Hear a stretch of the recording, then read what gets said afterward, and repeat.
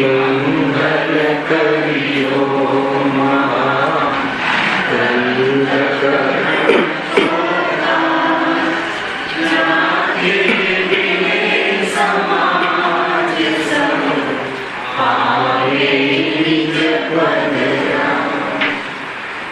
નિત્યા ભાવય ભાવતી જે જગતે નિજ ભાવ તે જયવંત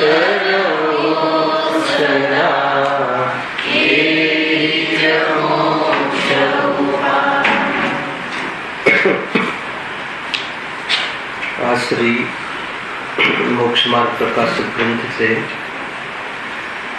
બીજા અધિકાર પર આપણે અહીંયા સ્વાધ્યાય ચાલી રહ્યો છે. જીવને અનાદિથી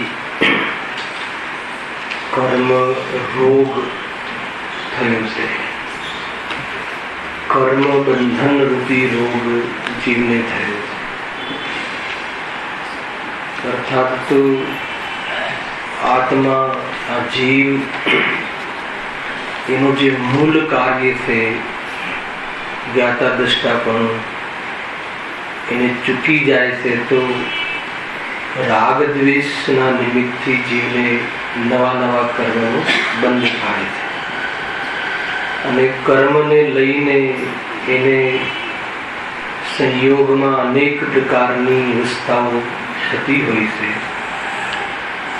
સ્વ અને પર એ બંનેનો યથાર્થ ખ્યાલ ન હોવાના કારણે જીવ પોતાના તમામ ઉપયોગને ત્યાં સમર્પિત કરે છે. એ સચક્કર ચાલ્યા જ કરે છે. એના અંતર્ગત અહીંયા આપણે પેજ નંબર 33 ઉપર એક ટોપિક ચાલે છે કે જીવના ભાવનું નિમુક્તપણું પામીને કેવા કેવા પ્રકારની અવસ્થાઓ અર્થાત તો બંધાયેલા કર્મોમાં પણ કેટલી ઉથલ પાથલ થતી હોય છે. બંધાઈને કર્મ ક્યાં રહે છે? સત્તામાં. આત્માની સત્તા સાથે ત્યાં સંયોગમાં પડ્યા રહે છે. જીવના ભાવનું નિમિત્તપણું પામીને સંક્રમણ, અપકર્ષણ, ઉત્કર્ષણ આદિ અવસ્થાઓ થતા સત્તામાં જ એનો સ્થિતિ એનો ભાગ વધુ ઘટવું આદિ થાય છે. આપણે જોયું ત્યાં અંતિમમાં એક ઉપશાંતતા જીતુભાઈ કહેલું ને કે એ ઉપશાંતતા રહી ગઈ 10મી અવસ્થા. તો ઉપશાંતતાનો અર્થ એ છે કે જીવના એવા ભાવનું નિમિત્તનું પામીને સમજો ઉપશાંતતા કર્મોનું ઉદીર્ણ રૂપ ન થવું એ ઉપશાંતતા છે. અને એક છે ઉપશમ, તે અલગ વાત છે. ઉપશમ જે છે એ ધાર્મિક ભાવ છે. ધાર્મિક ભાવના નિમિત્તથી થતી અવસ્થા, ધાર્મિક ભાવના નિમિત્તથી કર્મમાં થતી અવસ્થા સમજો. જેને બહુ અભ્યાસ છે અર્થાત થોડો ખ્યાલ છે એના માટે થોડુંક સમજવા જેવું છે કે જે કર્મોની ઉપશાંતતા 10 કર્મમાં ઉપશાંતતા જે શબ્દ પડ્યો છે ને એ 8મું કર્મમાં થાય છે. અને જે ઉપશમ છે ને એ મોહનીય કર્મમાં થાય છે. બે વસ્તુમાં ડિફરન્સ છે. એટલે જ્યાં સુધી ઉદીર્ણા ન થાય કર્મોની, ઉદીર્ણા વિશે સમજી ગયા છે આપણે લાસ્ટ વ્યાખ્યાનમાં. તો ઉદીર્ણા ન થાય એ વખતે જે કર્મોનું ઉપશાંત પણ રહે છે. ઉદય ચાલુ થઈ ગયા પછી ઉદીર્ણા થાય છે ને આપણે જોયું ને પુણ્ય કર્મના ઉદયમાં પુણ્યની ઉદીર્ણા થાય, પાપ કર્મના ઉદયમાં પાપની ઉદીર્ણા થાય. પણ ઉદીર્ણા ન થાય અને શાંત પડ્યા રહે કર્મ એ ઉપશાંતતા છે. એ 8 કર્મમાં જીતું હોય. આ વાત કદાચ સ્વાધ્યાય કરેલું હોય. અને ઉપશમ જે છે ને એ જીવનો ઔપશમિક ભાવ. ઔપશમિક ભાવ શું છે? જીવનો ધર્મરૂપ ભાવ છે. સ્વ પરના ભેદ વિજ્ઞાન પૂર્વક જે સ્વ એમાં સંવેદન અર્થાત એ હું છું એવી પ્રતીતિ, એ સંબંધી જ્ઞાનનું સમર્પણ, પરમા પરાયપન હોવાના કારણે ઉપયોગનું ત્યાં ન ટકવું, એવી ઉપયોગની જ્યારે સ્થિતિ થાય છે, સ્વરૂપમાં ડૂબે છે વર્તમાન ઉપયોગ, ત્યારે એ ઔષમિક ભાવ. એ સમયે શું થાય છે? કર્મનું જે મોહની કર્મ છે એના જે અમુક તો ઉદયમાં આવવા યોગ્ય નિષેક તો આવી ગયા હોય છે, અને જે આગામી કાળમાં આવવા લાયક હોય છે એ નિષેકોનું ઉપશમ થાય છે. એને સદવસ્થા ઉપશમ કહે છે. ઘણા શબ્દો જાતે પ્રશ્ન કર્યો ને એટલે એનો જવાબ આપું છું, બાકી બહુ મોટો વિષય છે આ. જે ઉદયમાં આવવા યોગ્ય તો આવી ગયા, અને આગામી કાળમાં જે ઉદયમાં આવવા યોગ્ય છે એમાં એનું ઉપશમ થઈ જાય છે, અંતરકરણ થઈ જાય છે, અંતર પડી જાય છે. ઉદયમાં આવવા રૂપ કાર્ય નથી થતું. તો એ જો કયા કર્મ? મોહનીય કર્મ અને અનંતાનુબંધી એ જે કર્મ છે એનું રોકાઈ જવું, એનું સંવર થઈ જવું, એનું દબાઈ જવું, અને આ બાજુ એ કર્મના નિમિત્તથી થતા મિથ્યાત્વ અને અનંતાનુબંધી કશાય. અને બાકીના કર્મનું જે બધું ચાલુ છે ચાલુ જ છે, એનું જે ઉદય પણ ચાલુ છે. તો એ ભાવ ન થવા અને એટલો કાલ આત્માનો સ્વાદ આવવો. કયો સ્વાદ છે આત્માનો? મીઠો. આત્માનો નિરાકુલ સ્વાદ, નિર્વિકલ્પ સ્વાદ, નિર્ભાર સ્વાદ, ખ્યાલ, ભાર રહિત સ્વાદ, પર અને હું બે જુદા છીએ, રાગ મારો સ્વભાવ નથી એવો પૃથક પ્રતીતિ કરવાના કારણે ઉપયોગનું રાગાદિમાં ન વર્તવું, એવો જે નિર્વિકલ્પ સ્વાદ છે, એ કાલ જે છે, મોમેન્ટ છે, ખ્યાલ આવે છે? એ મોમેન્ટને શું કહે છે? ઔષમિક ભાવ. અને ઔષમિક ભાવના નિમિત્ત પામીને જે આ કર્મનો અંતરકરણ થયું, અંતર પડી ગયું, ઉદયમાં આવા યોગ્ય જે નિષેકો હતા એ ન આવ્યા, અંતર પડી ગયું, જગા પડી ગઈ. ખ્યાલ આવે? તો એ જે એટલો કાળ શું થઈ ગયો? કર્મનો ઉપશમ કાલ છે. એના પછી શું થાય છે એ બધું આપણે આગળ ક્યારેક જોયું છે. એના પછી જો ઉપયોગ સ્થિર ન રહે, પ્રતીતિ તૂટી જાય, તો વળી મિથ્યાત્વનો ઉદય થઈ જાય છે. કાં તો એનો વિશેષ પુરુષાર્થ ન ચાલે તો એનો ક્ષયક્ષમ રૂપ થઈ જાય છે, અર્થાત ક્ષયક્ષમ સમ્યક થઈ જાય છે, મિથ્યાત્વના ટુકડા થઈ જાય છે, એની સમ્યક પ્રકૃતિનો ઉદય થાય છે, બાકીની બે પ્રકૃતિનો ઉદય નથી થતો. અને એ બધું ઘણો બધો વિષય છે. આ તો ખાલી ઉપશમ તમારે પૂછ્યું હતું કે ઉપશમની 10 કરણ અવસ્થામાં ઉપશમ શું છે? 10 કરણ અવસ્થામાં ઉપશમ ન લીધી. 10 કરણમાં ઉપશાંતતા શબ્દ આવે છે. ઉપશાંત તો દરેક કર્મનું થાય છે. એ જે ઉદીર્ણા ન થાય, જીવના કોઈ ભાવનું નિમિત્ત પામીને જે ઉદયમાં આવીને ન ભળી જાય, એવી જે કર્મની સ્થિતિ અવસ્થા વિશેષ થાય છે એને ઉપશાંતતા કહે છે. ઘણી વાર ઉપશાંત રસ કહે છે. એ બધી જુદી વાત છે. ઉપશાંત રસ વિતરાગ રસ છે, ઉપશમ રસ વિતરાગ રસ છે. પણ આ કર્મોની જે ઉપશાંતતા છે એ અલગ વાત છે. અને એટલી ખાસ વાત હતી જે લાસ્ટ ટાઈમ આપણે પ્રશ્ન કર્યો હતો એની ચર્ચામાં. જો હવે આપણે પેજ નંબર 33 એ છે ને? હા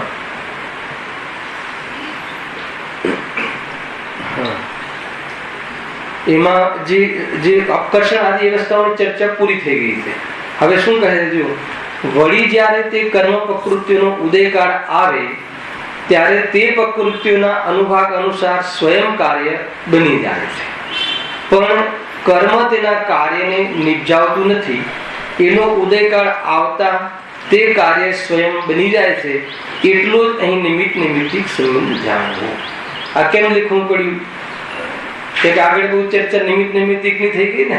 જીવનું નિમિત્ત ભાવ પામીને પૂર્વમાં બહુ જ અનુભાગ સ્થિતિ ભાગ ઘણો બાંધ્યો હોય, પણ અહીંયા મંદ ભાવ આવે તો સત્તામાં એનું શું થઈ જાય છે? સ્થિતિ અનુભાગ ઓછો થઈ જાય છે. એ રીતે બધું જે આપણે નિમિત્તિક જોયું તો એના જવાબમાં કોઈ ગ્રંથિ ખોટી ના બંધાઈ જાય એટલા માટે એક સિદ્ધાંત અહીંયા મૂક્યો. શું કહ્યું? વળી જ્યારે કર્મ પ્રકૃતિનો ઉદયકાળ આવે ત્યારે તે પ્રકૃતિઓના અનુભાગ અનુસાર સ્વયં કાર્ય બની જાય છે. પણ કર્મ તેના કાર્યને નિપજાવતું નથી. જે આત્મામાં રાગ આદિ થાય છે, ક્રોધ આદિ થાય છે, એ કઈ કર્મ કરતા નથી, કર્મ કરાવતા નથી, પણ ક્રોધ કર્મના ઉદય કાળે જીવ સ્વયં પોતાના ક્રોધરૂપ પરિણમી જાય છે. ને જીવ સ્વયં જ્યારે ક્રોધરૂપ પરિણમી જાય છે ત્યારે કોઈ નવા કાર્યને બાંધવાનો કાર્ય કરતા નથી, એ કર્મ પણ સ્વયં બંધાઈ જાય છે. આવો નિમિત્ત નૈમિત્તિક સંબંધ જાણવો, આની ચર્ચા આપણે આગળ વિશેષ કરી હતી. જો પણ કર્મ તેના કાર્યને નિપજાવતું નથી. કોના કાર્યને? આત્માના. આત્માના કયા કાર્યને?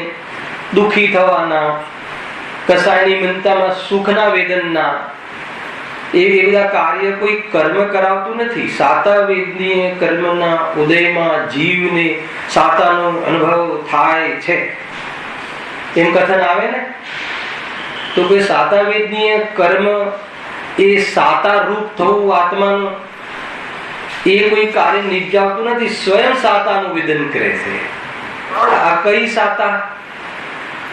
યાદ રાખજો બરાબર, આ કોઈ અતિન્દ્રિય આનંદની વાત નથી, હે ને? સંસારમાં કસાયની મંદતાને સુખ કહેવામાં આવે છે. મોક્ષ માર્ગમાં કસાયના અભાવને સુખ કહેવામાં આવે છે. બે વાત બરાબર ધ્યાન રાખજો. હવે આને કોણ બદલ્યું છે? સંસારમાં પણ કસાયની મંદતા થાય તો સુખ કહેવામાં આવે છે. અંદર ખ્યાલ આવી દીધું ભાઈ? સંસારમાં પણ કસાય મંદ થાય તો એટલી આકુલતા ઓછી થાય એને સુખ કહેવામાં આવે છે. સંયોગમાં ઘણી સામગ્રી હોય પણ કસાય તીવ્ર રહે તો સાતાનું વેદન સંસારમાં પણ સંભવ નથી. હવે સિદ્ધાંતો છે, લોજિક છે. સામગ્રી ઘણી ઓછી હોય પણ કસાય મંદ હોય એવા જીવોને સંસારમાં પણ ખ્યાલ આવે, ઓછી આકુળતા રૂપ સુખનું વેદન, સાતાનું વેદન કરે છે. પકડાય છે વાતને? જો ત્યાં કસાયની મનતા, ત્યાં કસાય મંદ ન પડે તો ત્યાં પણ સુખ નથી. અને એ પરમાર્થથી તો સુખ નથી, તો શું છે? ઓછું દુઃખ છે. ઓછા દુઃખને સંસારમાં સુખ કહેવાની પદ્ધતિ છે. હવે નિયમો તમે ખ્યાલમાં રાખજો. ઓછું દુઃખ થાય એને શું કહેવાય છે? સુખ. અને દુઃખના અભાવને જ પરમાર્થથી સુખ કહેવાય છે. હવે દુઃખનું કારણ કોણ? કસાય. દુઃખનું લક્ષણ શું? આકુળતા. કસાય શું છે? મિથ્યાત્વ, રાગ, દ્વેષ આદિ એ કારણ છે. એનું નિમિત્તપણું પામી અને સુખ ગુણનું વિપરીત પરિણામ થાય છે, દુઃખ થાય છે. આખું સુખ દુઃખનું પેકેજ છે, એમ સમજવું. જો અહીંયા આગળ, વળી જે સમયમાં ફળ નીપજ્યું તેના અનંતર સમયમાં એ કર્મરૂપ પૂતગલોની અનુભાગ શક્તિનો અભાવ થવાથી કર્મપણાનો પણ અભાવ થાય છે. એટલું સુંદર ને સટીક ને સરળ લખ્યું છે. શું થાય છે? વળી જે સમયમાં ફળ નીપજ્યું તેના અનંતર સમયમાં તે કર્મરૂપ પૂતગલોની અનુભાગ શક્તિનો અભાવ થવાથી પછી શું થાય છે? કર્મનું અકર્મ રૂપ, હે ને, કર્મપણાનો બીજી અવસ્થા થઈ જાય છે. બીજી અવસ્થા કઈ? અકર્મ રૂપ. પેલા કર્મ રૂપ હોય છે. એટલે જેમ જો આબાદા કાલ પછી કર્મનો ઉદય થાય છે, ઉદય આવી જવો એનો અર્થ કે ફળનું આવી જવું, એનો અર્થ કે ક્ષય થઈ જવું. ગજબ છે. ઉદયના અંતર્ગત જ ક્ષય છે. ઉદય થવો એનું નામ ક્ષય. બીજું આપણે ઉદયને શું સમજીએ છીએ? ઉદય એનું નામ જોડાવું. બે શબ્દ આપણે વાપરીએ છીએ સામાન્ય ભાષામાં. કર્મ ઉદય થાય પણ આપણે ન જોડાવવું હોય તો ન જોડાઈએ. કથન ખ્યાલમાં આવે છે? અરે ઉદય થયો એનું નામ જ જોડાવવું, તો પછી કર્મના ઉદયના કાળમાં ન જોડાવવું એ શું? એ બી તો શાસ્ત્રનું કથન છે. બહુ ઊંચી વાત છે. બે રીતે થાય છે એમાં કે હવે તમે થોડું ભણી ગયા ને, અહીંયા પ્રકૃતિ ઉદય તો છે, પ્રદેશ ઉદય પણ છે. ખ્યાલ આવ્યો? સ્થિતિ ઉદય પણ છે, પણ અનુભાગ ઉદયમાં જીવ ન જોડાય, શુદ્ધોપયોગમાં રહે તો એને એમ કહેવાય છે કે ન જોડાયો. એક તો એ. બીજું, અરે અનુભાગ ઉદયમાં પણ જોડાયો, સમજી લેજો, પરંતુ ત્યાં જ્ઞાન જુદું કાર્ય કરી શકે છે કે આ અનુભાગ ઉદય જે છે દુઃખ છે, એના નિમિત્તમાં હું જે રાગ આદિ થયો છે દુઃખ છે, એ મારો સ્વભાવ નથી. એ રીતે દુઃખના સ્વામિત્વપણાનો સ્વાદ ન લેવો, એનું નામ કે ન જોડાવવું. એને પોતાના સ્વભાવમાં ન જોવો, એને પોતાનો ન માનવો, એને પોતાના સ્વભાવથી વેગળો જોવો. એટલું એક સાથે વેદનમાં હોવાના કાળમાં પણ જીવમાં જ્ઞાનની એવી શક્તિ છે, ચૈતન્યની એવી શક્તિ છે કે ભેદ કરીને જોવે અને પ્રતીતિમાં એ તાકાત છે કે એની સાથે અપનાપન ન કરે. એવી જે જુદાપણું રહે છે એને શ્રદ્ધા અપેક્ષા, એને શું કહેવાય? ન જોડાય. અચ્છા, બીજું, ઉદય આવ્યો અને તમે કહો છો ક્ષય બી એના અંતર્ગત છે, તો ઉદય આવી ગયો ને, આવી ગયો એટલે કર્મ તો ખરી ગયા ને. એટલું તો એનું ફળ આપીને એક એક નિષેક આવીને ખરી ગયા. ખરી ગયા એટલે ખરવાનો અર્થ શું છે? ક્ષય. ક્ષયને બીજું શું કહે છે? નિજરા. અંદર પડ્યો છે શબ્દ ક્ષય, કહો નિજરા. હવે કઈ નિજરા કહેવાય એનો પણ અહીંયા ખુલાસો આપી દો. વળી જે સમયમાં ફળ નીપજ્યું તેના અનંતર સમયમાં એ કર્મ પૂદગલોની અનુભાગ શક્તિનો અભાવ થવાથી કર્મપણાનો પણ અભાવ થાય છે. એટલે કર્મપણાનો અભાવ એટલે શું? કર્મ ન રહ્યું. કર્મ ન રહ્યું એટલે શું? દુનિયામાંથી નીકળી ગયું. અરે એ પર્યાયપણે ન રહ્યું. એ પર્યાયપણે ન રહ્યું એટલે આત્માના દુઃખમાં નૈમિતિક પડવાની યોગ્યતા વાળું ન રહ્યું. તો શું થઈ ગયું? અકર્મ રૂપ થઈ ગયું. એ એટલા બધા અર્થ નીકળે છે આના અંદરથી. અકર્મરૂપ થઈ ગયું. હવે થઈને જાય છે ક્યાં? જો તે પૂદગલો અન્ય પર્યાયરૂપ પરણમી જાય છે. અન્ય પરમાણુ એટલે પૂદગલ પરમાણુ રૂપે થઈ જાય છે. એ પર્યાય મટી જાય છે. પછી ક્યાં રહે છે? બધું લખ્યું છે આમાં. જો એનું જ નામ સવિપાક નિજરા છે. આ કઈ નિજરા કીધી? સવિપાક. એટલે શું? કે જે પાકવાના કાલે પાકી ગયું. પાકી ગયું એટલે એની મેચ્યોરિટી થઈ ગઈ, એટલે ઉદયમાં આવી ગયું. એમાં આત્માએ કાંઈ કર્યું નથી. અને એ વખતે આત્માને કરવા લાયક પણ કર્યું નહીં, પણ શું કર્યું? એના ફળમાં લક્ષ્ય કર્યું. તો નવો ખોરાક, અને એનો બીજો અર્થ આ છે, નવા ખોરાક સાથે નવા પાક સાથે નીજરી ગયું. અર્થ સમજો, આ બહુ કામનો વિષય છે. સવિપાક આને નવો પાક આપીને નીજરી ગયું. એટલે એને ધર્મરૂપ નિજરા નથી કહેવાતી. બીજા કર્મનું બંધ કરાવતું ગયું અને સ્વયં તો અકર્મરૂપ થતું ગયું. આ બીજા કર્મનું કઈ રીતે? જીવે એ વખતે ખ્યાલ સ્વરૂપમાં ન જોડાયો અને એના ફળમાં લક્ષ્ય કર્યું, તો નવા કર્મનો બંધ થતો ગયો, તો પાક આપતો ગયો અને સ્વયં કર્મરૂપ થઈ ગયો. આપતો ગયો નિમિત્ત તરીકે.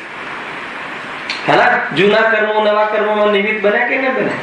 તો એને સવિપાક નિજરા કહે છે. અવિપાક નિજરા કોને કહે છે? ઉદયમાં આવે પણ જોડાય નહીં. જોડાય નહીં નો અર્થ એમ પહેલા કરી દીધો એટલા માટે.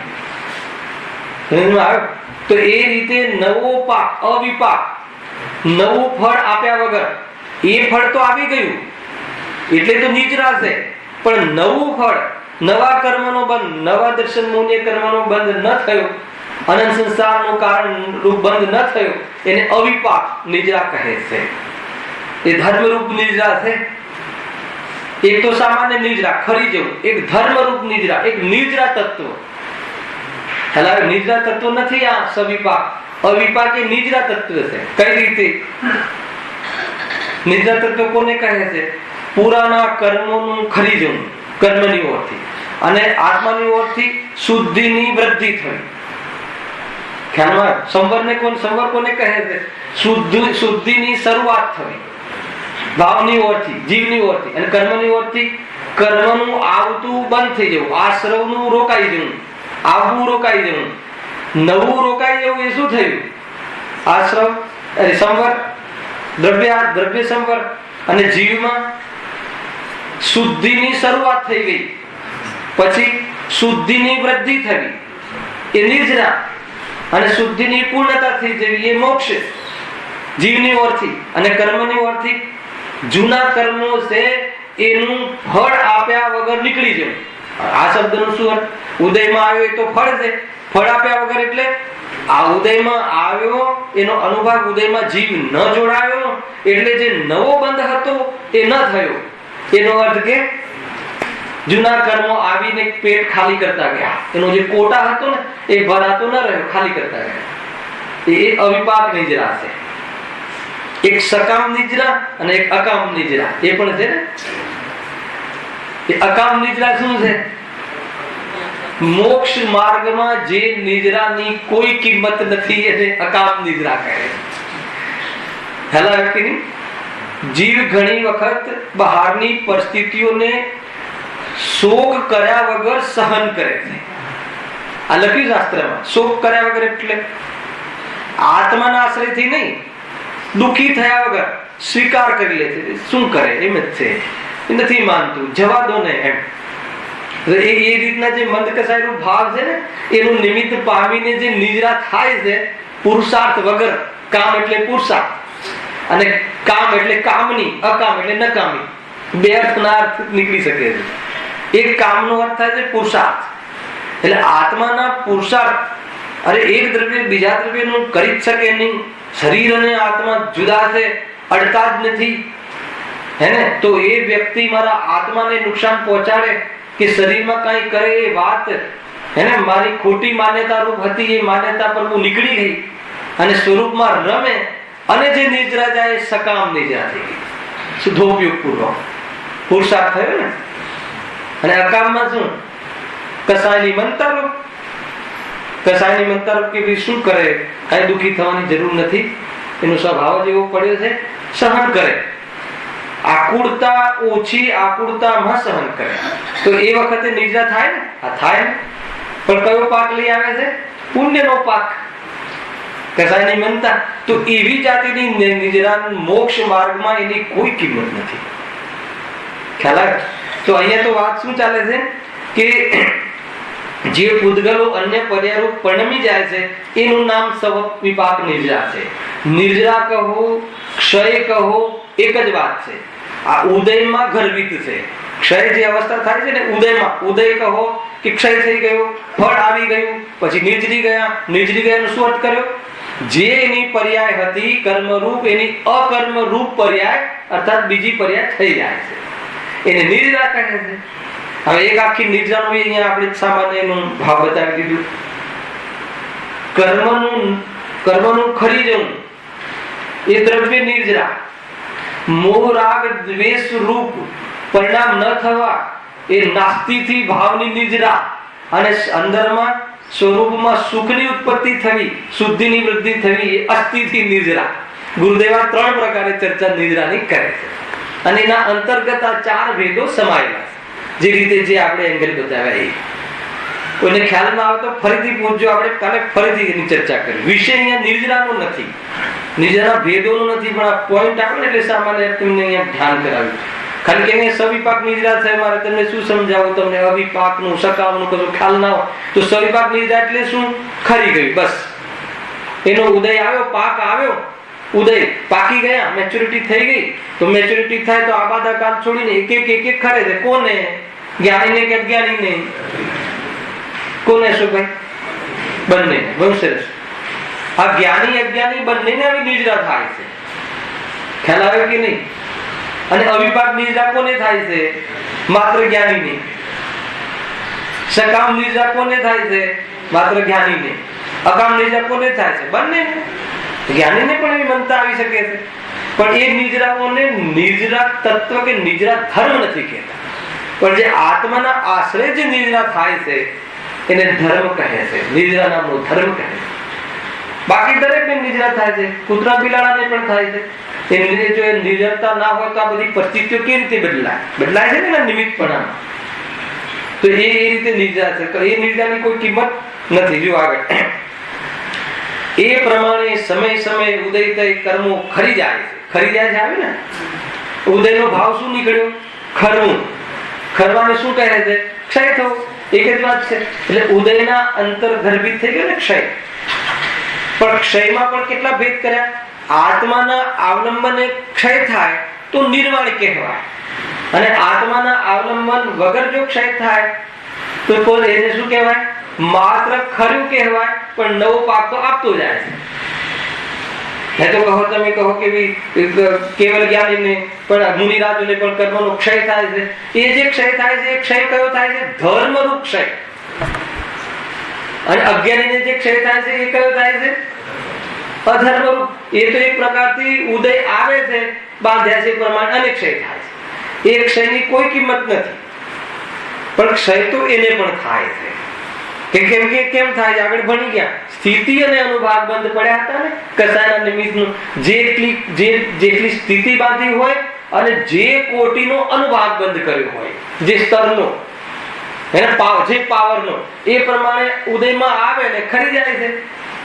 એ ઉદયમાં આવે ને ખરી જાય, અને 12માં એ વખતે કોઈનું આવવું થાય તો એને એમ થાય કે ભાઈ મને આવી જાતિનો જે પાવર હતો દુઃખનો, એને મને કોને દૂર કર્યો? પરદ્રવ્ય દૂર કર્યો, તરત જોડી દે.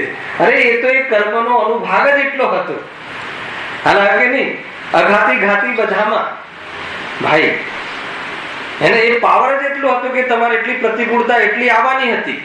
કુદરતે એ વખતે પડોશી મદદ કરી અને પછી તમને એમ લાગ્યું કે મારી પરિસ્થિતિ પ્રતિકૂળતા મટી ગઈ. અરે એનો અનુભાગ જ એટલો હતો. લોકમાં એવો વ્યવહાર કહેવાય છે ઉપકારનો, પણ ખરેખર પરમાર્થથી પણ શું જોવામાં આવે કે એટલો એટલે પાવરનો એટલા કાળનો તમારો બંધ હતો. મૂળ વાત યાદ રાખવાની છે જયેશભાઈ. કઈ કર્મ ગમે તેવી સ્થિતિ લઈને આવે અને ગમે એટલા પાવરથી ત્યાં ફળ આપે, પણ દુઃખી અને સુખી થવું એ આપણા હાથમાં છે. ગમે એટલા પાવરથી વ્યવસ્થા કરી નાખે બાર કે આ જીવને એવી જાતિના બહારમાં સંયોગો આપી દઉં કે દુઃખી થઈ જાય. એક વાઘ લાવીને મૂકી દે, શરીર ખાતો થઈ જાય, બધું થઈ જાય, પણ દુઃખી ના થવું હોય મુનિરાજને તો ના થવું હોય તો ના જ થાય. દુઃખી ન થવું એ આપણા હાથમાં છે. હું દર વખતે ઉપાદાનનો એક છે ને હંમેશા તમને યાદ કરાવું છું. નહીં તો બધી તમે એમ કે આ તો કર્મનો પાવર આવે ત્યાં સુધી દુઃખી તો રહેવું પડે ને. દુઃખી રહેવું પડે નથી કીધું. પાવર આવે ત્યાં સુધી પરિસ્થિતિ એવી રહેશે, લાખ પ્રયાસ કરી લે. ઉદયમાં કોઈ દિવસ સંક્રમણ નથી થતું, ઉદયમાં આકર્ષણ નથી થતું. એ તો સત્તામાં થઈ ગયું તો થઈ ગયું, અને ઉદયમાં આવ્યું તો જેટલા તાકાતથી પડવાનું છે એટલું પડવાનું જ છે. એ નક્કી છે. હિતેશભાઈ ખ્યાલમાં આવે છે ને? એને તમે વાત કરી હતી ને કે ઓલા જીવના ભાવનું નિમિત્તપણું પામીને અપકર્ષણ થઈ જાય છે, સ્થિતિનો ભાવ ઓછા. અરે એ તો કોઈ પ્રયાસ કરવાનો નથી હોતો. એ તો જીવને સ્વયં પ્રાયશ્ચિત થાય તો એનો પાપ આદિનો બંધ કર્યો હોય તો સ્થિતિનો ભાગ સત્તામાં ઓછા થઈ જાય. પણ સત્તામાં ઓછા થાય અને ઉદયમાં ઓછા એ રીતે આવે. પણ જેનો ઉદય આવી જ ગયો, પાકી ગયું, તમારે કોઈ પરિણામ બદલાય નહીં તો પછી એ રીતે જ થશે. પછી તમે એને લાખ પ્રયાસ કરો, પણ એ વખતે દુઃખી થવું કે ના થવું એ આપણા હાથમાં. એ સ્વતંત્ર છે. સ્થિતિ તો બનાવી દીધી એને. અંતરાય ઉભા કરે, આ બાજુ આમ થઈ, આ બાજુ આ પરિસ્થિતિ થઈ, આ બાજુ અને છોકરાઓ આપણા વિમુખ થઈ ગયા છે, હેને પાર્ટનરો આપણા વિમુખ થઈ ગયા. આ બાજુ શરીરમાં એ વખતે કેન્સર પ્રવેશ કરી ગયું અને કાંઈ એક સાથે ધાડ બધું ઉદય આવી ગયું. એટલે કર્મએ દુઃખી થવાની વ્યવસ્થા તો કરી, પણ કર્મ દુઃખી કરી શકે એ વાત જૈન ધર્મને સ્વીકાર નથી.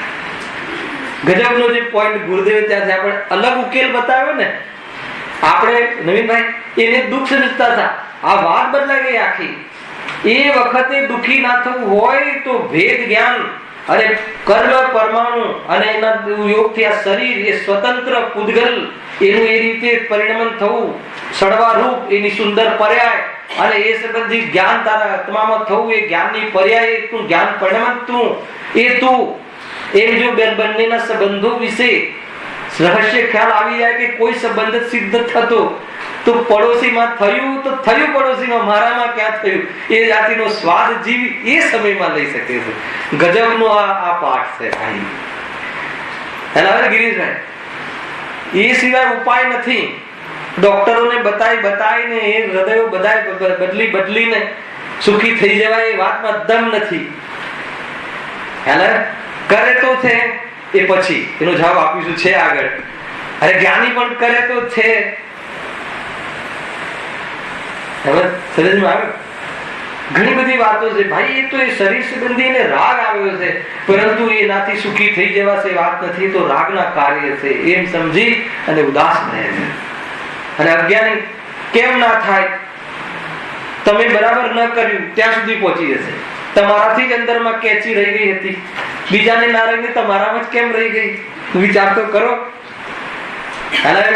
ઓપરેશન કરતા રહી ગઈ અંદર, પછી કેસ કરે ને આ કરે તે કરે, લાંબુ ચક્કર ઓર ફાઇલો ખોલ્યા રાખે. વાસ્તવમાં જો કર્મની થિયરી પણ ખ્યાલ આવી જાય તો વિરક્તિ રહે જીવમાં. કઈ એ કર્મનું યથાર્થ સ્વરૂપ સમજે તો એને પુરુષાર્થની દિશા મળી જાય. અત્યારે દિશા પરમાં કરે છે, પરમાં પુરુષાર્થ કરે છે. અરે કર્મનો નાશ છે તારો નથી, તું પુરુષાર્થ નહીં કર ત્યારે આત્માનો પુરુષાર્થ થતો નથી. પરમાં ખ્યાલ આવે છે કે નહીં? બદલી જો પરિસ્થિતિ. દીકરાને કેન્સર થયું હોય તો કેટલા મટાડી શકે. અરે સ્વયં ગુરુદેવ તો એવા ઉદાહરણ આપે કે હાર્ટનો ડોક્ટર બીજાના હાર્ટનું ઓપરેશન કરતા ત્યાં જ બેસી ગયું એનું હાર્ટ. ગજબ છે.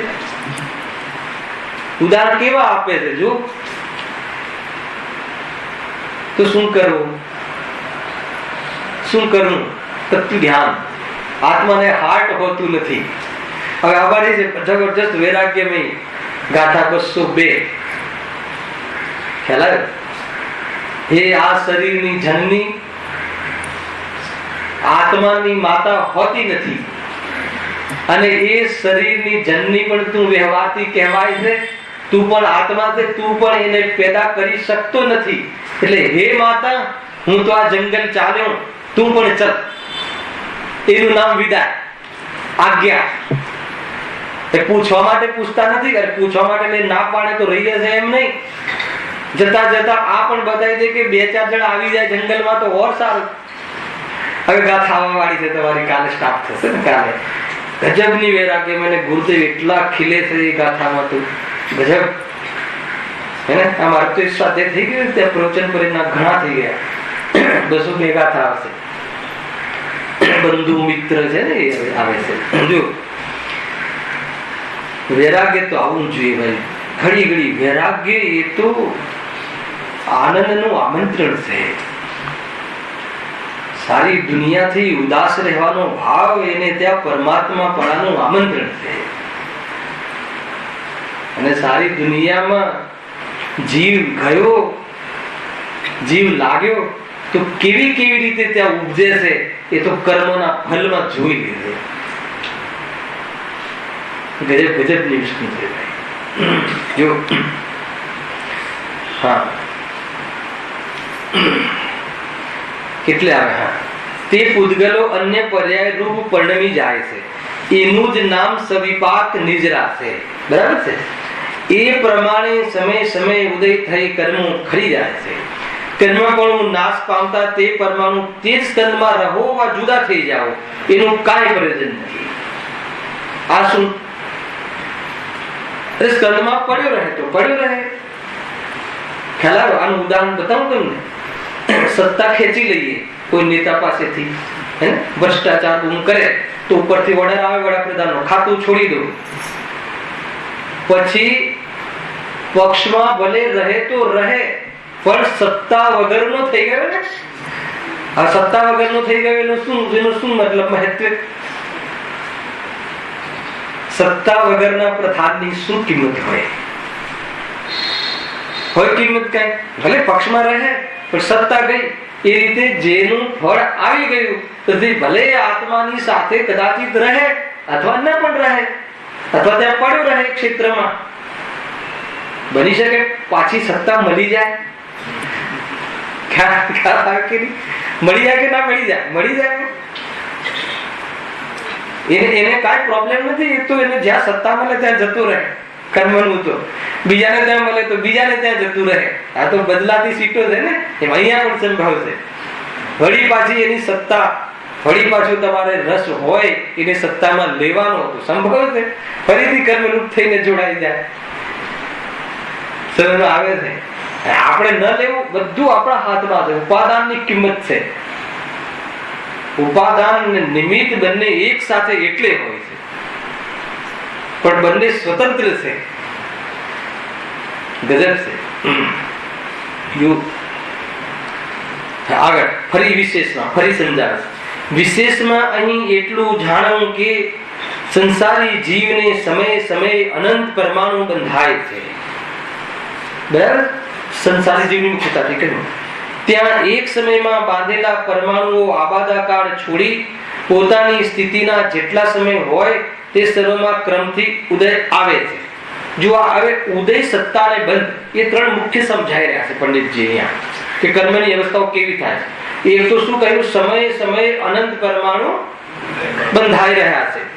ત્યાં એક સમયમાં બાંધેલા પરમાણુઓ આબાદાકાળ છોડી પોતાની સ્થિતિના જેટલો સમય હોય તે સર્વમાં ક્રમથી ઉદયમાં આવે છે. એક સમયમાં બાંધેલા અનંત પરમાણુઓ, ખ્યાલમાં આવ્યો, ક્રમે કરીને અનંત સમય સુધી અથવા જે બાંધેલા સમય સુધી ઉદયમાં આયા રાખે છે. એમાં કોઈનું કાંઈ ચાલતું નથી. બહુ ઊંચી વાત છે. ઉદય પલટી શકતો નથી. સત્તામાં જેટલું પલટવું હતું એ બતાવી દીધું. મોઢામાંથી એક વાર થૂક નીકળી ગયું તો પાછું લઈ શકાતું નથી. એટલે થૂકતા પહેલા બહુ વિચાર કરવો. મોઢામાંથી એક વાર શબ્દ નીકળી ગયો એને પાછો લઈ શકાતો નથી. બોલતા પહેલા બહુ વિચાર કરવો. બોલતા પહેલા ઘણું બધું થઈ શકે છે. એ સત્તા. બોલવું, ના બોલવું, કેમ બોલવું, પરિણામ પામીને એ પ્રમાણે એ બધું થઈ શકે છે. પણ વગર વિચારે એટલે કોઈ એવા ભાવ જ ન થયા, પાપ કર્યું, એટલા ઊંચા પાપ કર્યા તો પણ એની અંદરમાં ફિક્ર નથી, કાંઈ નહીં, ભોગવી લેશું. ખ્યાલ આવે છે કે નહીં? જે થવાનું હશે થશે. આ બધા ભાવો થાય. અરે એને એ પણ નથી સમજાતું કે આ જીવ હે ને કેવા ઉદયોમાં આવે છે. ગજબ છે ભાઈ. જો પેલા આવે છે ને કેવું સ્થિતિ ને કેવો અનુભાગ બંધ કરીને આવે છે. વચ્ચે ઓલું થઈ ગયું ને ભાઈ દિલીપભાઈ, બર્ડ ફ્લુ થઈ ગયું ને અહીંયા, એ જ હતું ને, બર્ડ ફ્લુ નીકળી ગયું ને, ઓર્ડર આપેલો ને મુરગીઓને મારવાનો, ચિકનગુનિયા ને બર્ડ ફ્લુ કરીને આવેલો, તો ડિક્લેર કરેલું કે એક મુરગીને મારે ને 40 રૂપિયા. ગુણીમાં મુરગીઓ ભરી ગઈ. મરઘીના જીવો કેવી પ્રકારની સ્થિતિ ને કેવો અનુભાગ બંધ કરીને એ જીવ આવે હશે. ઘણી વાર જોવી આપણે મુંબઈમાં તો આગળ ચાલતી હોય ને ઓલી ગાડી, આમ એ જીવને ખબર બી નથી કે મારું શું થવાનું છે આનાથી. એવા ભાવ કરી નાખે છે જીવ. એ કેવી સ્થિતિ અનુભાગ બસ કપાવવા માટે નક્કી જ છે. તો આને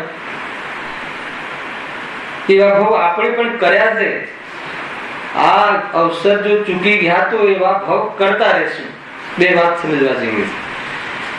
સમય બહુ થોડો છે છતાં પર્યાપ્ત છે. ખ્યાલ આવે કે નહીં? આયુ પંચમ કાળમાં ઘણી ઓછી છે, પરંતુ અનાદિ અનંત હું છું એ સમજવા માટે પર્યાપ્ત છે. બે વાત ખ્યાલમાં આવે છે. આયુ ઘણી ઓછી છે અને હું અનાદિ અનંત છું, બસ એ જ રહસ્ય છે. આયુ તો ઘણી ઓછી છે, અલગ છે, પરંતુ આત્માને આયુને સંબંધ નથી. આયુ પતતા આત્મા પતિ નથી જતો. નિર્ણય કરી લે નહીં તો દુખી થઈ. કેટલું સુંદર વૈરાગ્ય છે. 12 ભાવનાઓમાંથી છલકે છે. આપણને એમ લાગે કે જાણે કર્ણનો યોગ ભણીએ છીએ એવું લાગે છે, પણ અધ્યાત્મથી પૂર્વક સિદ્ધાંતોને નું રસાસ્વાદન કરતા કરતા વૈરાગ્યની ભૂમિ બને.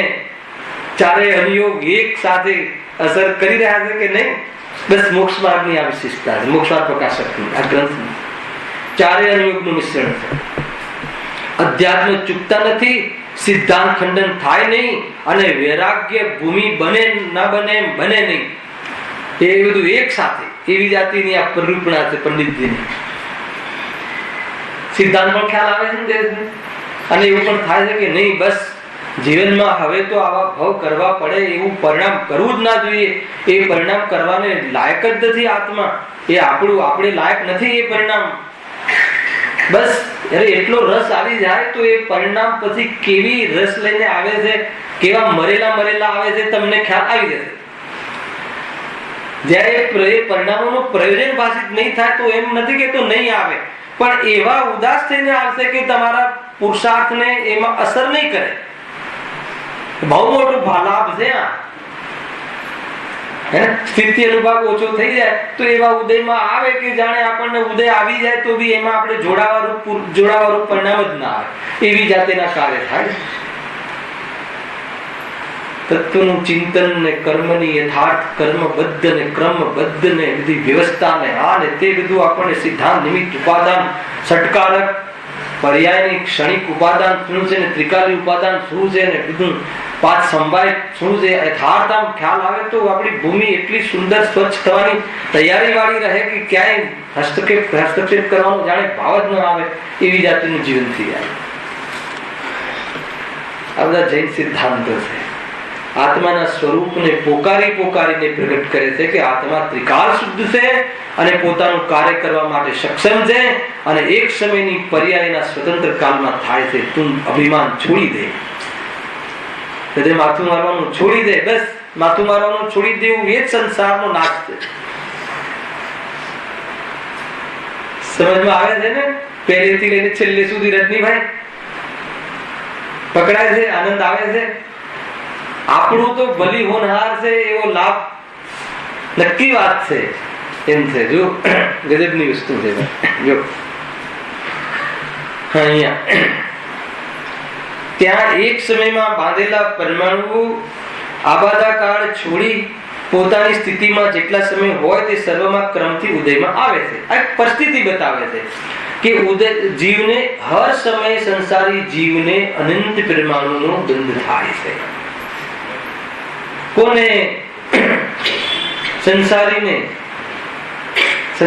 કોઈ તકલીફ નથી, પણ કયા સંસારીને?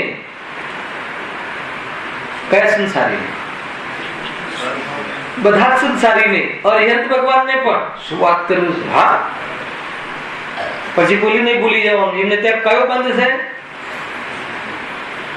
ભરતભાઈ? કયો બંધ છે એમને? પ્રકૃતિ ને પ્રદેશ બંધ છે, પણ કયો બંધ નથી? સ્થિતિઓનો ભાગ બંધ નથી. નો કર્મ આહાર કહે છે ને, એટલા પરમાણુ શરીરમાં જોડાય છે ફિક્સ, એટલા આવે છે, એટલા ખરે છે, તો એ દોઢા રહે છે. એમાં કે છે બસ ગણિત છે, આમાં કોઈનું કઈ ચાલતું નથી, બસ થાય છે.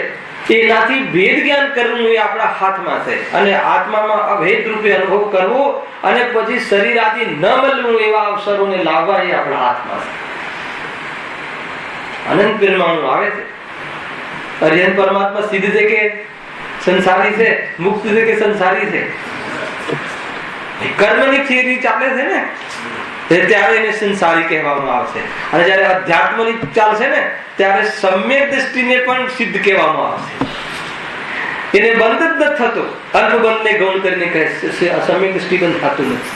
અને જયારે કર્ણાયુગની વાત આવશે તો મુનિરાજને પણ જેટલો રાગ મહાવ્રતનો આવે છે એટલો બંધ છે. પ્રભુ અર્યંત અવસ્થાના 13મા ગુણસ્થાન સુધી સહયોગી કેવલી સુધી યોગનું અશુદ્ધ પરિમાણ હોય છે, ત્યાં જ્યાં સુધી દ્વાર ખુલ્લો રહે છે, વાણી આદિ ખરે છે, ત્યાં સુધી એમનું આગવું થાય છે. સ્થિતિ નથી પડતી એ વાત જુદી છે, પણ આગવું જેના કારણથી થાય, કારણ આપો તો થાય છે. એટલે આપણા 4 બંધ સમજ્યા ને બરાબર. હવે તમને આ બધો ખ્યાલ આયા લાગશે. જો બીજું લોજિક, વળી ઘણા સમયમાં બાંધેલા પરમાણુ કે જે એક સમયમાં ઉદય આવવા યોગ્ય છે તે બધા એકતા થઈ ઉદય આવે છે. ઉદયની એક આ બીજી સ્થિતિ.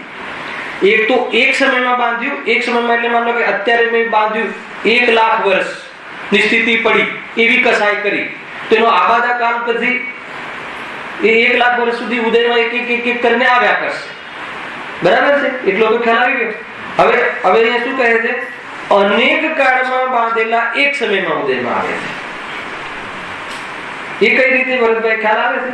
અનેક કાળમાં માન લો કે આ વર્ષે અનેક એફડીઓનું શું થાય? મેચ્યોરિટી થાય છે. એવું બને કે ના બને?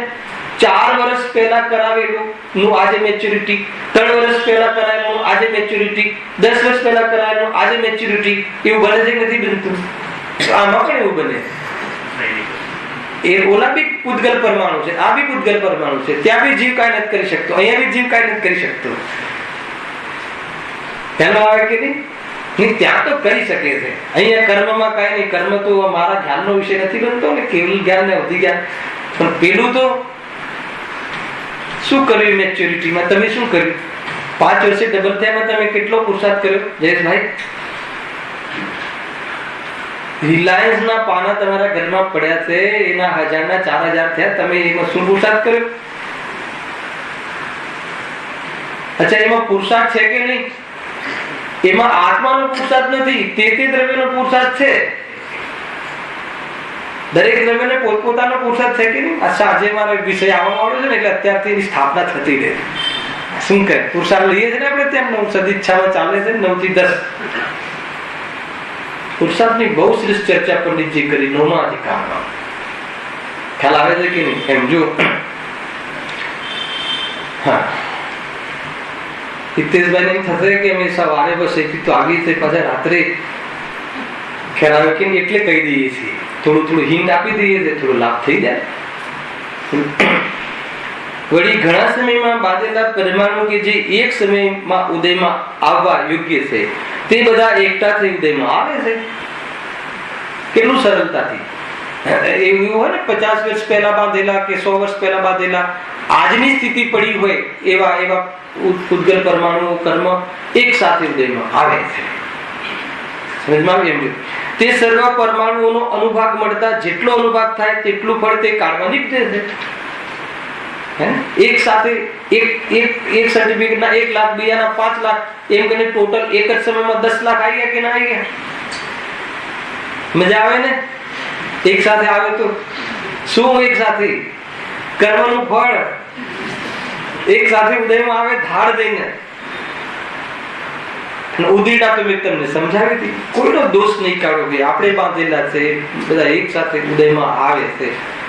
અને ઉદયમાં આવે છે, પણ તું નપુસંક નથી, તું ચૈતન્ય શક્તિનો ધારક છે. એક સમય સ્વરૂપમાં જોવે તો કેટલી બધી ઉથલ પાથલ થઈ જાય છે કર્મોમાં. ખ્યાલ આવે કે નહીં? એવી તો ચૈતન્ય શક્તિ છે, જરા પણ ઓછો આપવા જેવું નથી. મારે ના ભોગવવું હોય તો ના ભોગવું ને, તું કાપ ને શરીરને, તો આપને રોગ જે કરવું એ કર ને એક સાથે. પણ મેં નક્કી કરી લીધું છે ને કે શરીર હું નથી, હું તો જ્ઞાતા દ્રષ્ટા રહીને આનંદ કરું છું ને.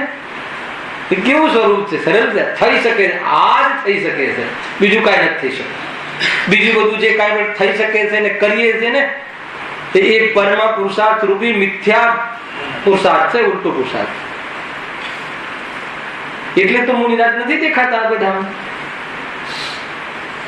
સમજમાં આવે છે કે? વળી અનેક સમયમાં બાંધેલા પરમાણુ બંધ સમયથી માંડી ઉદય સમય સુધી કર્મરૂપ અસ્તિત્વને ધારી જીવથી સંબંધરૂપ રહે છે. 3 વસ્તુ થઈ ને. એક સમયમાં અનંત પરમાણુઓ બંધાય છે અને એનું મેચ્યોરિટી પામીને એ ઉદયમાં આવે છે. અનેક સમયમાં બંધાયેલા પરમાણુઓ પણ એક સમયમાં ઉદયમાં આવે છે. બંધાવું થયું અને ઉદયમાં આવવું. હવે જ્યાં સુધી એનો ઉદયકાલ પાકતો નથી, ત્રીજી અવસ્થા કઈ? સત્તા. જો વળી અનેક સમયમાં બાંધેલા પરમાણુ બંધ સમયથી માંડી, જાણે હમણાં બાંધ્યા, ઉદય સમય સુધી એ ક્યાં રહે છે? કર્મરૂપ અસ્તિત્વને ધારી જીવથી સંબંધરૂપ રહે. જીવની સાથે સંબંધરૂપ રહે. કયો સંબંધ? હું એનો, એ મારા. તો કયો સંબંધ? એક ક્ષેત્ર હોગા. ખ્યાલ આવે ને? નિમિત્ત નૈમિત્તિક તો ઉદયમાં લાગુ પડશે, અહીંયા નિમિત્ત નૈમિત્તિક લાગુ નહીં પડે. સત્તામાં રહેલા કર્મ એક રહે છે. આપણે જે બિલ્ડિંગમાં રહીએ છીએ એ બિલ્ડિંગમાં કોઈ પાપી પણ રહે છે, પુણ્યશાળી પણ રહે છે, કોઈ જ્ઞાની પણ રહે છે, કોઈ બધા રહે છે, એમાં તમને શું તકલીફ છે? તમે એની જોડે દોસ્તી કરો તો વાત જુદી છે, પણ એ રહે છે એની સાથે શું સંબંધ છે? તમને શું તકલીફ છે? શું કરી શકાય? શું કરી શકાય બતાવો. તમારી બિલ્ડિંગમાં કોઈ રહેતો, શું કરી શકાય? એને કાઢી મૂકી શકાય? એવી સ્વતંત્રતા, એવી સ્વતંત્રતા છે ભારતમાં કે નહીં? એનાથી બચીને રહી શકાય. શું કરી શકાય? એમાં શું કહ્યું? ખ્યાલ આવે છે કે નહીં? એનાથી બચીને રહી શકાય. આપણે પણ એવી આદતો ન પાડવી હોય તો ન પાડીએ, એમ કહેવાનું એટલું. ત્યારે ઉપાદાન તો ક્યાંય પણ લોપ નથી થતો. તમે સમજો, ઉપરથી ઉપાદાનને મોકળો માર્ગ મળે છે આ સમજતા. કોઈને એમ લાગે ને કે કર્મની વાત ચાલે છે તો બધું એવું લાગે છે, નિમિત્ત એવું લાગે છે કે નિમિત્તના હાથમાં છે એવું લાગે છે, કે આપણા હાથમાં છે એવું લાગે છે, ઉપરથી બધું આપણા જ હાથમાં છે એવું લાગે છે. શૈલીમાં અંતર છે. આ રીતની શૈલી ગુરુદેવે બતાવે કે કર્મ છે, બધી વાત સાચી, પણ ઉપરથી એ તો ઉપાદાનનું સામર્થ્ય પાકે છે. નિમિત્તમાં રહ્યો એ બધું કરે છે. ઉપરથી હું એ બધું તો એને સોંપેલું છે. કોને? વસ્તુ વ્યવસ્થાએ. અને હું વ્યવસ્થા કરવા જેવું છું એ તો હું ઉપાદાનને ભૂલ્યો. ખ્યાલમાં આવે છે કોઈને? ગજબ છે. ભાગ્યથી મળે છે કે પુરુષાર્થથી મળે છે? મોક્ષ પુરુષાર્થથી મળે છે ને પૈસા ભાગ્યથી મળે છે. કેમ કે પરદ્રવ્યમાં આત્માનો પુરુષાર્થ થતો નથી. એમાં એ પદાર્થનો પુરુષાર્થ છે કે ક્રિયાવર્તી શક્તિથી તમારા સંયોગમાં આવીને પડવું. એમાં નિમિત્ત દ્રવ્ય કર્મ છે. આત્મા તો નિમિત્ત પણ નથી. ગજબની તાકાત હોવી જોઈએ સમજતા. અને પ્રત્યક્ષમાં ખ્યાલમાં આવે છે. અને 1 કલાક માટે પણ ઓફિસે ના જતા હોય, કરોડો રૂપિયા ઉપાર્જન કરે છે, અને માતાના પેટથી અબજપતિ થઈને આવે છે. ખ્યાલ આવે કે નહીં? છે કે નહીં? માતાના પેટથી અબજો રૂપિયાનો સ્વામી થઈને આવે છે કે નહીં? અરે એના પહેલા જ બધા આપણે લોકો એની એફડીઓ કરાવી દઈએ છીએ. જન્મ છે તો પછી એને જોઈ છે ને, તો એના પહેલા નક્કી કરી દીધા હોય કે 100 કરોડ રૂપિયા એના માટે ફિક્સ. કદર છે ને, મહેનત તો કરી નહીં ને, પૂર્વભાવમાં મહેનત કરી હશે. શું નિર્ણય છે? તો કરવું શું? આત્મકલ્યાણ કરવું. પરમ પુરુષાર્થ ચાલતો નથી, ઉપયોગ બગાડવા જેવો નથી, સમય ઘણો ઓછો છે, અને વાત બહુ ઊંચી હાથ લાગી છે. સમજ આવે છે કે કોઈ બી રીતે વિચારો, વૈરાગ્યથી વિચારો, સિદ્ધાંતથી વિચારો, નિમિત્તની ઓરથી વિચારો, તો એક જ કહે છે કે તું તારામાં જા. એ સિવાય બીજો કોઈ જગ્યાએ ઉદ્ધાર થાય એમ નથી. તું તારામાં જ છે એમ નક્કી કરી અને ઉપયોગને તું પલટાવ. બસ એ તારામાં જા. કેટલું સરસ મેસેજ છે જ્ઞાનીઓનો આપણા માટે. બાકી તો બધું બસ વૈતરું છે. ખ્યાલમાં આવેલી ગાથામાં છે ને, ઓલું ગોસરામાં ઓલો બળદ નાખે છે માથું. છઠ્ઠી ને આગળની ગાથામાં આપણે ભણી ગયા ને, બળદની જેમ ભાર વહન કરે. કામ ગોગબંધન ની કથા ગજબ છે ભાઈ. જો તે સર્વ પરમાણુઓનો અનુભવ મળતા જેટલો અનુભવ થાય તેટલું ફળ તે કાલ્પનિક છે. વળી અનેક સમયમાં બાંધેલા પરમાણુ બંધ સમયથી માંડી ઉદય સમય સુધી કર્મરૂપ અસ્તિત્વને ધારી જીવથી સંબંધરૂપ રહે છે. એની આ કઈ થઈ અવસ્થા? જીવની સાથે રહે છે એટલે સત્તા. સત્તામાં પડ્યા રહે છે. એક ક્ષેત્ર અવકાશ સંબંધ વાતે હતી, એક ક્ષેત્રમાં રહે છે. જે આત્મા છે ત્યાં એ રહે છે. એને લોક બહુ નાનો છે અને દ્રવ્ય અનંત છે. લોકના પ્રદેશ કેટલા? અસંખ્યાત. અને દ્રવ્યો કેટલા? અનંતા અનંત. તો એકની સાથે બીજાને રહેવાનું વ્યવસ્થા તો થવાની જ છે. સિદ્ધાંતમાં જઈશ તો બી આ મને નડે છે ને હું એને નડું છું, એ વસ્તુનું તું ક્લેરિફિકેશન કરી લે કે કોઈ કોઈને નડતું નથી. ખ્યાલ આવે કે નહીં? રસ સુખી થવાનો માર્ગ આટલો જ છે. ગજબ છે. જો એ પ્રમાણે કર્મોની બંધ ઉદય સત્તારૂપ અવસ્થા જાણવી. ત્યાં સમયે સમય, હવે આ બહુ ઉત્કૃષ્ટ સિદ્ધાંત છે, થોડોક સમજાવવાનો પ્રયાસ કર્યો છું, પણ આનો બહુ વિસ્તાર કર્મકાંડમાં છે. ત્યાં સમયે સમયે એક સમય પ્રબદ્ધ માત્ર પરમાણુ બંધાય છે, આ સમય પ્રબંધ શું આવ્યું પાછું ખ્યાલ આવે? સંખ્યાનું માપ છે, અનંત સિદ્ધ છે એના અનંતો ભાગ, અને અભવ્યની જે રાશિ છે એનાથી, અભવ્યની રાશિ કેટલી? અસંખ્યા, એનાથી કેટલા ગણી? અનંત ગુણા. એટલા પરમાણુઓ જે થાય એને એક સમય પ્રબંધ કહે છે. હવે આમાં શું સમજવું? પહેલા પેલું અનંત સમજવું પડશે, અભવ્યની રાશિ સમજવી પડશે. કેવલ જ્ઞાનનો મહિમા આવે છે. કેવલ જ્ઞાનની આખિરકાર શું જોયું એક સમયની જ્ઞાનની પર્યાયમાં? આત્માને જોયો એ તો અલગ વાત છે કે આત્મા તો દેખાય જ, પરંતુ જે આપણને નથી દેખાતું એવું બધું જોયું કેવલ જ્ઞાનમાં. એક એક પરમાણુની, એક એક ક્ષણની, ત્રણેય કાળની એક એક સૂક્ષ્મ સૂક્ષ્મ પર્યાય અને એનું સ્વરૂપ પૃથક પૃથક, એકબીજા દ્રવ્યને મળતા નથી, ભળતા નથી. સર્વત્ર સુંદર લોકમાં ખ્યાલ આવે કે નહીં? ગજબ છે. એ થાય સમય પ્રબદ્ધ પરમાણુ બંધાય છે. એક સમય પ્રબદ્ધ માત્ર નિર્જ લે છે. આ કોને? સંસારીને. ગજબ છે. એક સમય પ્રબદ્ધ એટલા પરમાણુ આવે છે અને એટલા જ પરમાણુ જાય છે. ગજબ છે. તથા દોઢ ગુણ હાનિ વડે ગુણિત સમય પ્રબદ્ધ માત્ર સદાકાળ સત્તામાં રહે છે. ખ્યાલ આવે? 100 આવે છે સમજો, 100 જાય છે, છતાં 150 રહે છે. જેટલી હાનિ થાય છે એના દોઢ ગુણ હાનિ, જેટલી હાનિ થાય છે એના 1.5 ગુણા કાયમી રહે છે. ભલે ગમે એટલો પતલો વ્યક્તિ હોય તો પણ, અને ગમે એટલો મોટો વ્યક્તિ હોય તો પણ એ માપમાં અંતર નથી પડતું. એ તો એનું સ્થૂલ પરિણમન ને સૂક્ષ્મ પરિણમનના આધાર ઉપર મોટાપો અને પતલાપણું થાય છે. પણ પરમાણુની સંખ્યામાં તો જે છે એ ગણિત એકદમ પરફેક્ટ છે, સર્વજ્ઞ જોયેલું છે. તો એવું ના થાય કે આ જે મોટો છે તો મોટા, સમય પ્રબદ્ધ પરમાણુ જ આવે. સમય પ્રબદ્ધ જાય ને 1.5 ગુણ હાનિ, જેટલી હાનિ થાય એના 1.5 ગુણા હંમેશા રહે. નિયમ છે. કેમ આમ? કર્ણાનું યોગ અહેતુવાદ છે, એનો કોઈ હેતુ નથી હોતો. કેમ આમ? બસ સર્વજ્ઞ ભગવાનના જ્ઞાનમાં આ વ્યવસ્થા છે, જોયેલી છે. ખ્યાલમાં આવે છે કે નહીં? સમય થઈ ગયો લાગે. કર્ણાનું યોગના વિષયમાં નવી જાણકારી મળે તો ઉપયોગ વિશેષ લાગે. દ્રવ્યાનું યોગના વિષયમાં અંદરના સામર્થ્ય સંબંધી વિશેષ ભાવ રહે છે. દરેકનું એક એક પ્રયોજન છે. સમજમાં આવે? હવે અહીંયા શું કહે છે? તે સર્વનું વિશેષ વર્ણન આગળ કર્મ અધિકારમાં લખીશું, ત્યાંથી જાણવું. એનો અર્થ એ થઈ ગયો પંડિતજીને આગળ કર્મ અધિકાર લખવાનો વિકલ્પ હતો પણ ન લખાયો, છતાં સમ્યક જ્ઞાન ચંદ્રિકા આદિમાં એમને વિશેષ વાત, વિશેષ ચર્ચા કરી છે. ત્યાંથી પણ આપણે અભ્યાસ કરી શકીએ છીએ.